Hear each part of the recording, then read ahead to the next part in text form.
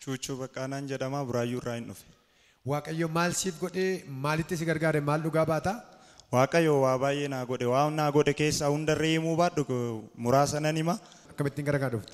Jireenya koo zim jedheeti bakka olii gadi jooran ture. Jireenya akkasumaanii gadhiisiin jiraachaa ture. Tole. Achumaan nan dhufee mana gastaawusii iddoo kadhannaa nan galeen ture toora kadhannaa. Nagaan sin haa ta'u nuun jedhe akkuma alaa seenne akkuma alaa ol nutti seenaniin amiin jennee fudhanne. Achumaan balbala hojii sinitti baneera nuun jedhan nuu kadhatan nama sadi taanee gallee ture. Achumaan amiin jedhee nan fudhadhe akkuma asii galeen hojiinis dhugaa waaqayyootiif natti baname. Yeroo dhufte sana hojiin qabdu turte ati?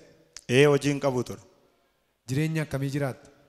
Jireenya bakka hojiin qabu zumuma hidheetuman bakka waanuma argadhe hojjedhee bula malee tare hojiillee hin qabu. Isa booddee namni waaqayyo maal sirratti dubbate maaltu ta'e?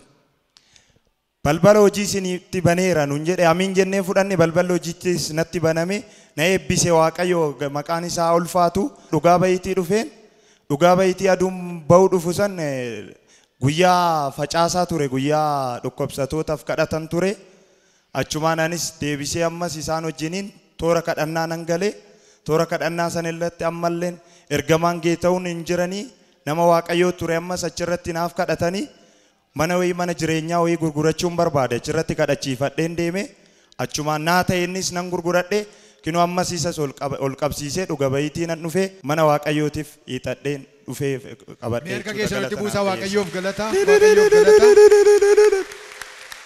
Mee amma gaa daandii hojii sitti banamee raasiin jedhanii asii galtee yeroo meeqa keessatti hojiin sitti baname siin? Torbee tokko iyyuu hin teenye. Torbee tokko hin teenye. Hin teenye lacheen isaa iyyuu torbee tokko hin teenye. Ajaa'iba hojii waaqayyoo kanaa mee harka keessan itti buusaa. Waaqayyo kana si gargaare maal jetta reema dhumarratti?